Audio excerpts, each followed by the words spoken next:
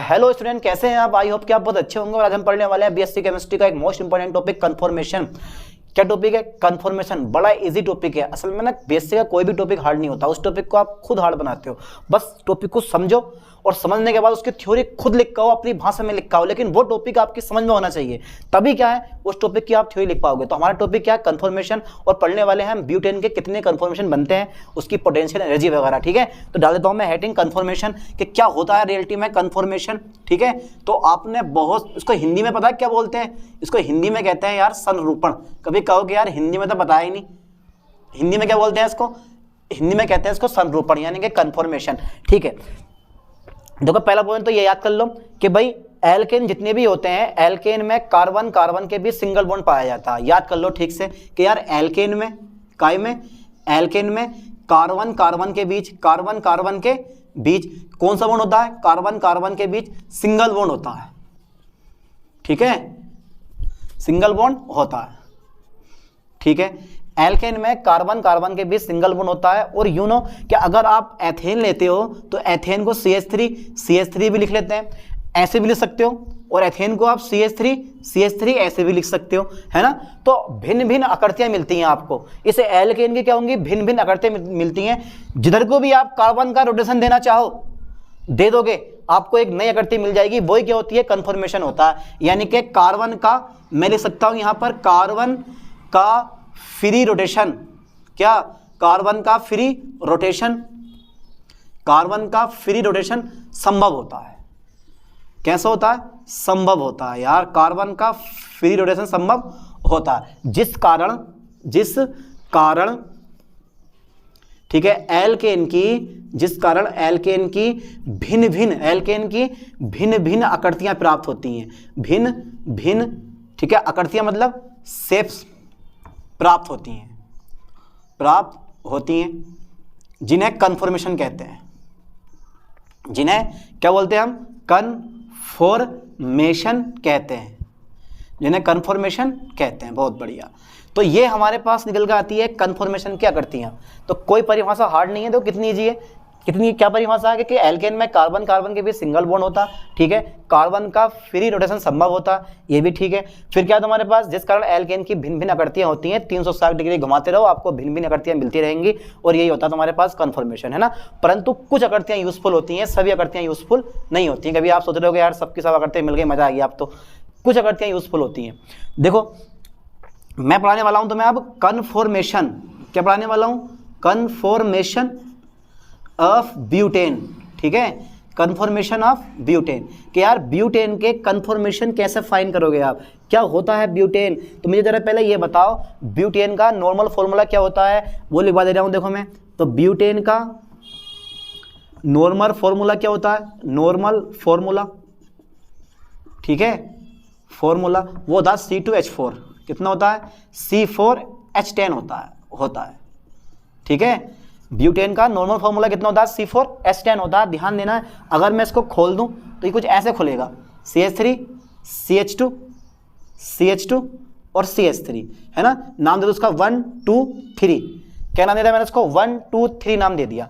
और ये बनता क्या ये ना, यानी कि जो आपके पास ब्यूटेन होता है वो एल्केन का व्युत्पन्न होता है ना। किसका? एल्केन मतलब एथेन का व्युत्पन्न होता है। ये जो भाई साहब आपको दिखाई दे रहे हैं ना, ये एथेन है। और अगर मैं एथेन के दोनों टर्मिनल हाइड्रोजन एटम को इसको बोला जाता है टर्मिनल हाइड्रोजन एटम, इधर भी और इधर भी।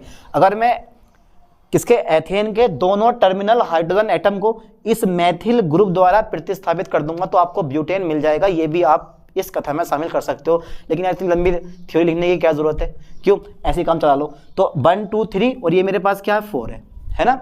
ये मिल गया मुझे ब्यूटेन, मिल गया ब्यूटेन। ठीक है, अब देखो ब्यूटेन में एल्केन के समान, यानी कि एल्केन के समान, किसके? एल्केन नहीं, एथेन के समान। ठीक है, एथेन के समान। ठीक है, ब्यूटेन के भी अनेक कंफर्मेशन होते हैं। अनेक कंफर्मेशन होते हैं। ठीक है, एथेन के समान ब्यूटेन के भी अनेक कंफर्मेशन होते हैं। ठीक है, यानी कि आपको रखना है C2 को स्थिर। कैसे रखना? C2 को स्थिर रखकर, C2 को स्थिर रखकर, ठीक है भाई, C2 को रखना है स्थिर, कांस्टेंट रखना, C3 से नहीं बोलना है। C2 को स्थिर रखकर प्रत्येक बार में C3 को, ठीक है, डाईहेड्रल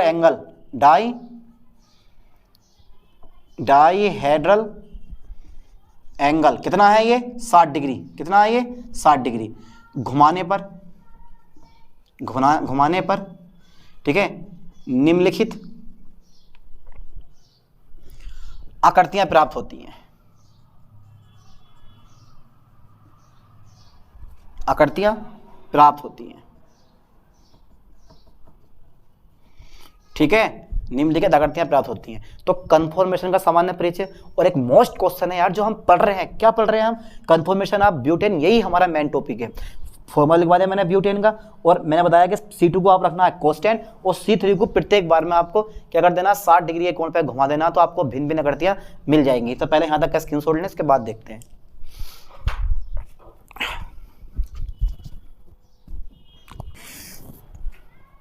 चलो फिर देखो बता रहा हूँ मैं आकृतियां कैसे बनती हैं इसकी ब्यूटेन की। तो सबसे पहले देखो, बहुत बड़ा होने वाला है यार टॉपिक, आकृति बनेंगी इसमें भाई। तो कैसे बनाओगे, 60 डिग्री पे ध्यान देना। तो सबसे पहले बना रहा हूं मैं, ये बनाया मैंने, ठीक है, एंगल बना दिया। ये मेरे पास होगा बेटे CH3, ये मेरे पास H है, ये मेरे पास H है। C2 को इस तरह रखना है, C3 को प्रत्येक बार में 60 डिग्री कोण पे घुमाना है।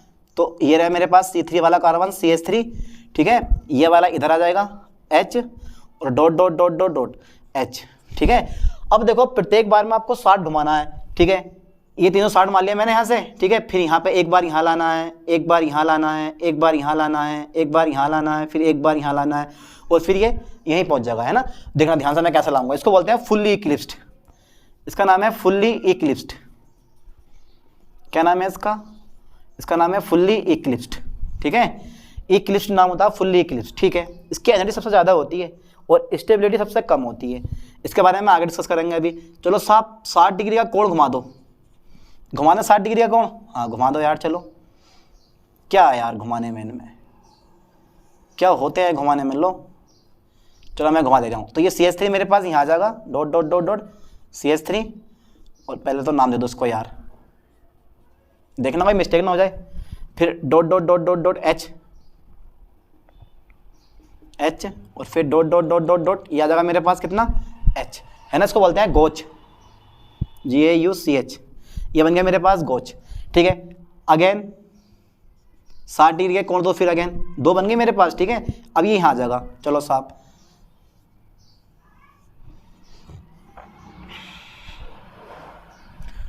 ठीक है। ये मेरे पास CH3 ऐसे रहेगा बेटे, ये H रहेगा, ये H रहेगा, ठीक है। तो इस CH3 को जो है ना मैं रोटेट करवा रहा हूँ, देखो इस बार इस CH3 को मैं यहाँ ले आ रहा हूँ, ठीक है।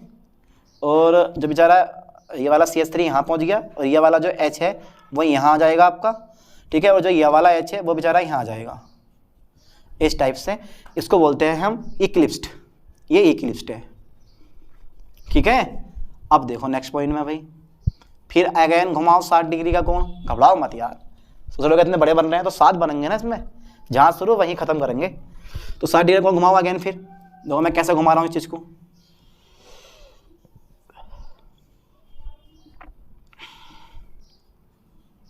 CH3 ऐसे रहेगा मेरे पास, है ना। अब देखो इस CH3 को मैं यहाँ ले आता हूँ 60 डिग्री के कोण पे, तो CH3 मेरे पास यहाँ आ गया बेचारा, ये वाला H कूद काट के यहाँ पहुँच गया, और ये वाला H कूद काट के यहाँ आ गया। देखो उल्टा बन गया, इसको बोलते हैं एंटी स्टेजर्ड। क्या बोलते हैं इसको, एंटी स्टेजर्ड।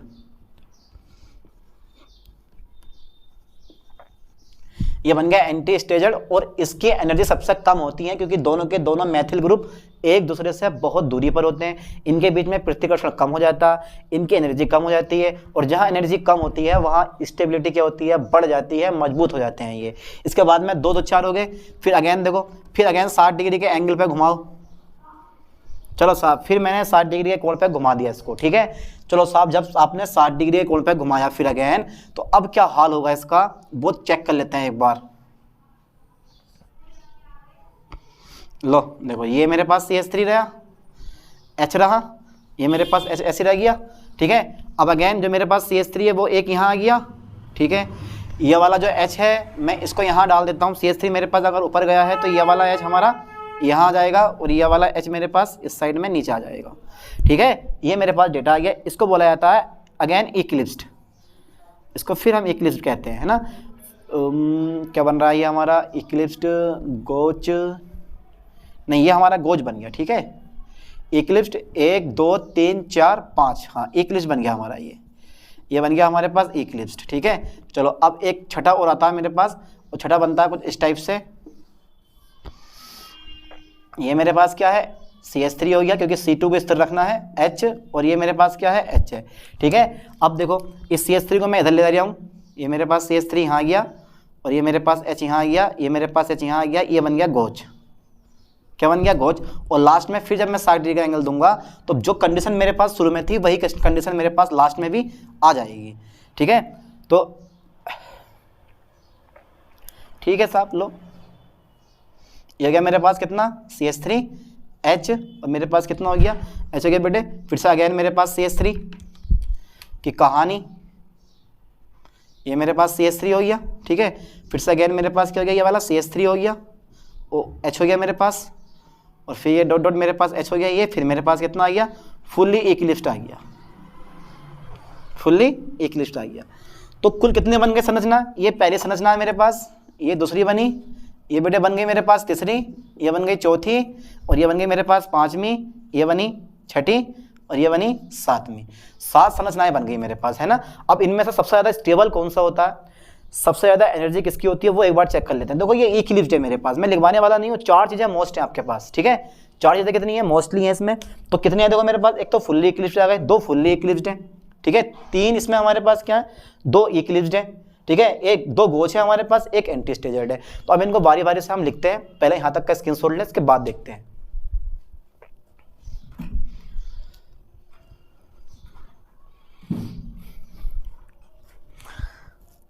तो मैं लिख रहा हूं, देखो ध्यान, पहला नंबर आ गया मेरे पास fully eclipsed, fully eclipsed, eclipsed, ठीक है भाई। अच्छा ये क्या होता है, देखो ये ना ये सब इसकी एनर्जी सबसे ज़्यादा होती है। देखो इसमें तो तुम देख रहे हो ना दोनों के दोनों मैथिल ग्रुप, जैसे मैं बोल रहा हूँ ना वैसे लिख लेना है। क्या लिखना है, देखो आपको लिख लेना है कि C2 और C3 का जो मैथिल ग्रुप होते हैं वो आमने सामने होते हैं, ठीक है। जब आमने सामने होते हैं तो इनकी बीच की दूरी कम होती है, जहाँ दूरी कम होती है ना वहाँ प्रतिकर्षण अधिक होता है, और जहाँ प्रतिकर्षण अधिक होता है वहाँ ऊर्जा भी अधिक होती है, और जहाँ ऊर्जा अधिक होती है वहाँ स्टेबिलिटी का तुम्हारे पास कम हो जाती है। तो कैसे होता है, यह कम स्टेबल होता है। इसकी ऊर्जा देखो कितनी होती है, इसकी जो ऊर्जा होती है ना बेटे, इसकी जो ऊर्जा होती है, इसकी ऊर्जा, ठीक है 44.61 किलो कैलोरी होती है, ठीक है होती है। यह कम स्टेबल होता है, यह कम स्टेबल होता है, ठीक है बहुत बढ़िया भाई, ये कम स्टेबल होता है। अच्छा ठीक है बेटा, जरा सेकंड नंबर बताने की कोशिश करेंगे आप, कौन सा है मेरे पास, आ गया गोच, क्या गया मेरे पास, गोच आ गया, ठीक है। चलो साहब गोच के बारे में डिस्कस कर लेते हैं हम कि यार ये गोच क्या है, ठीक है। तो बेटे इसकी जो ऊर्जा होती है ना वो भी याद कर लियो, जो इसकी ऊर्जा होती है वो होती है 0.8 किलो कैलोरी होती है, कैलोरी होती है, ठीक है। यह है इसकी जो स्टेबिलिटी होती है वो थोड़ी बढ़ जाती है, इसकी स्टेबिलिटी कुछ बढ़ जाती है, कुछ बढ़ जाती है ना, कुछ बढ़ जाती है। चलो मैं इसको इरेज कर देता हूं क्योंकि हमारा दोनों का दोनों निबट गए, गोज भी निबट गया हमारा, और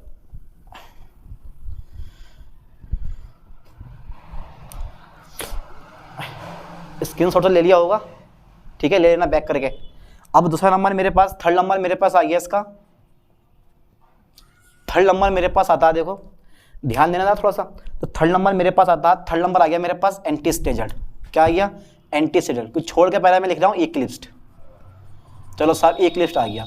जो इसकी ऊर्जा होती है ना बेटे, इसकी जो ऊर्जा होती है, इसकी ऊर्जा 3.4, इसकी ऊर्जा 3.4 किलो कैलोरी होती है।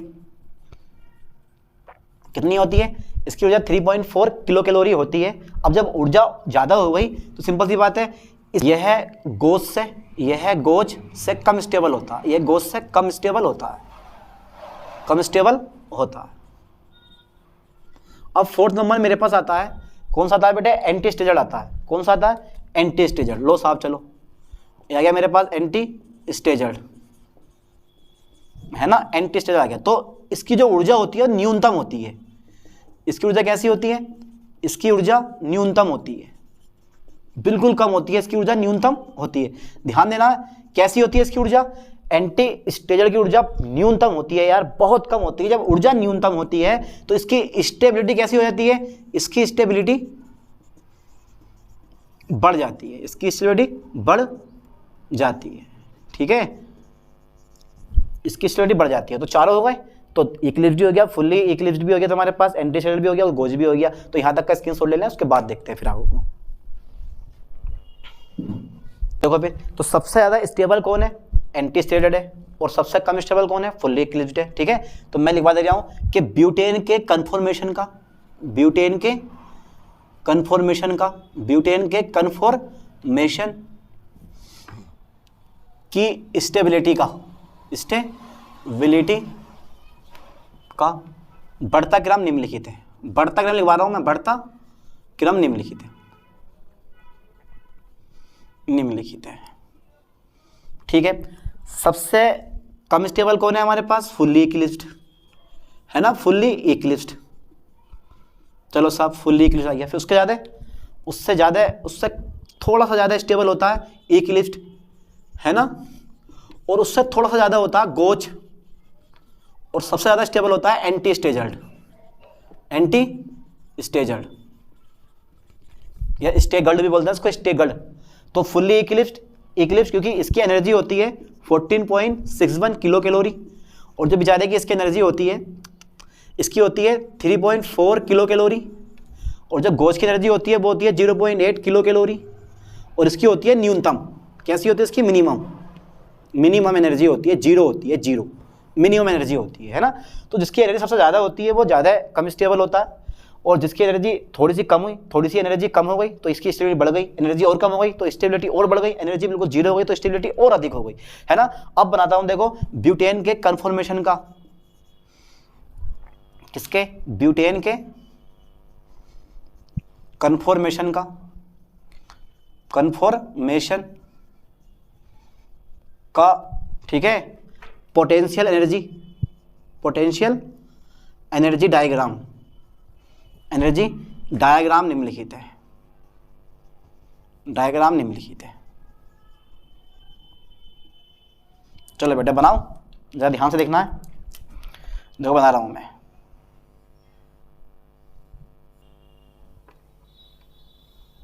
अब मेरे ख्याल सीधी होगी। चलो साहब देखो, पहला एंगल देखना था, ध्यान देना, ये जीरो है मेरे पास, यहाँ मैं 60 डिग्री लिख लूँगा। इसके बाद में सेकंड नंबर पे कितना आएगा कौन, जरा मुझे बताओ? 180 कौन आ जाएगा? 60 के बाद आएगा 120, फिर थर्ड नंबर पे 180, उसके बाद में 240, फिर 300 आ जाएगा, और फिर 360 डिग्री आएगा, है ना। और आकृति मिल जाएंगी आपको कितनी? 6 आकृति मिल जाएंगी। देखो पहली मैं बता रहा हूँ, पहली आकृति मेरे पास कुछ इस टाइप की होती है, मैं एक dot dot dot dot dot, तो यहाँ मेरे पास होगा डाई हेड्रल एंगल, और ये कितने का होता है बेटे? 60 डिग्री का होता है।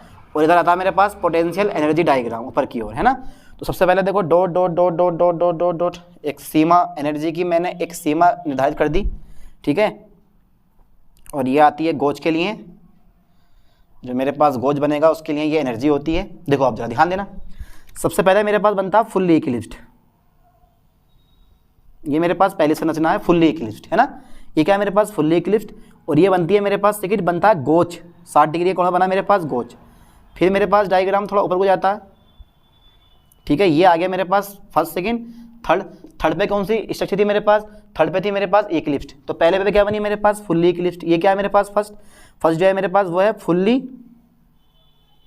चलो मैं ऊपर लिख देता हूँ, यह है मेरे पास फुल्ली इक्लिप्स्ड, ठीक है, ये मेरे पास फुल्ली इक्लिप्स्ड है फर्स्ट वाली संरचना। इसकी एनर्जी कितनी होती है, इसकी होती है 44.61 किलो कैलोरी, है ना, ये इसकी एनर्जी हो गई। ठीक है, इसके बाद देखो सेकंड, इसकी जो होती है वो होती है 0.8 किलो कैलोरी, है ना। इसका नाम हो गया तुम्हारे पास क्या, इसका नाम मैं नीचे लिख दे रहा हूँ, देखो इसका नाम है गोच, GAUCH, ये मिल गया मुझे गोच। अब देखो ये जो मेरे पास है ना, यहाँ से यहाँ तक की जो एनर्जी होती है वो होती है 3.4 किलो कैलोरी। ठीक है, ये यहाँ से यहाँ तक की एनर्जी मुझे मिल गई। इसके बाद में आ गया मेरे पास इस पॉइंट पे, थर्ड के बाद फोर्थ आ गया, और फोर्थ नंबर कौन सा बेटे मेरे पास, एंटी स्टेजर्ड, जिसकी एनर्जी बिल्कुल मिनिमम हो गई यार। क्या मेरे पास ये है एंटी स्टेजर्ड, इसका नाम है एंटी, ठीक है, स्टेजर्ड, है ना, ये है एंटी स्टेजर्ड। इसके बाद फिर से आ गया, देखो फिर से आ गया मेरे पास, ग्राफ ऊपर गया, फिर ये दोनों सेम, फिर ये मेरे पास आ जाएगा इक्लिप्स्ड, फिर मेरे पास क्या आ जाएगा, ये इक्लिप्स्ड आ जाएगा इस टाइप से ये। तो ये मेरे पास फोर्थ, ये मेरे पास फिफ्थ आ गई। ठीक है, इसकी एनर्जी बिल्कुल न्यूनतम हो गई। ये चौथा मेरे पास क्या एंटी स्टेजर्ड है। अब ये आ गया मेरे पास इक्लिप्स्ड, पाँचवें नंबर में मेरे पास क्या आ गया बेटे, इक्लिप्स्ड आ गया। लो साहब मैंने यहाँ लिख दिया इक्लिप्स्ड। ठीक है, इसकी एनर्जी फिर से आ गया 3.4 किलो कैलोरी हो गई। ठीक है, अब मेरे पास आ गया गोच, थोड़ा नीचे का बना दो यार इसको, ज़्यादा ऊँचा हो रहा है ये। आ गया मेरे पास गोच, फिर आ जाएगा फुल्ली इक्लिप्स्ड। ठीक है, तो इस पॉइंट पे मेरे पास 240 आया है पाँचवें नंबर, और ये आ गया मेरे पास छठा नंबर, इसको बोल दिया मैंने गोच। क्या है ये मेरे पास, गोच, GAUCH, गोच आ गया। इसकी एनर्जी कितनी है, 0.8 किलो कैलोरी। और फिर बात लास्ट में मेरे पास फिर कितना आ गया, 44.61, फिर मेरे पास बन गया ये फुल्ली इक्लिप्स्ड, यानी कि सातवां फुल्ली इक्लिप्स्ड। ठीक है, ये मेरे पास डायग्राम पूरे का पूरा कंप्लीट हो गया। ये है मेरे पास किलो कैलोरी। तो ये इसका एनर्जी डायग्राम होता है यार, है ना, ऐसे बनता है। देखो डाइहाइड्रल एंगल कितना है मेरे पास, 60 डिग्री का कोण होता है, और ये है मेरे पास पोटेंशियल एनर्जी जो कि ऊपर की ओर बढ़ेगी। ठीक है, और इस तरह से आप साथ के साथ की एनर्जी भी शो कर सकते हो, इनकी स्टेबिलिटी भी दर्शा सकते हो। ये टॉपिक तुम्हारा पूरा कंप्लीट हो गया। यानी कि इसमें जो मोस्ट है ना, वो पूछेगा तुमसे क्वेश्चन कि कन्फॉर्मेशन क्या होता है, कि पूछेगा क्वेश्चन तुमसे कन्फॉर्मेशन क्या होते हैं, और ब्यूटेन के कन्फॉर्मेशन को स्पष्ट कीजिए। ठीक है, तो आपको इतना कुछ लिख के आना, 15 नंबर का क्वेश्चन आएगा ये BSc फर्स्ट सेमेस्टर में या फिर फर्स्ट ईयर में। ठीक है, अब मिलते हैं ऐसे नए टॉपिक के साथ नई वीडियो में। थैंक्स।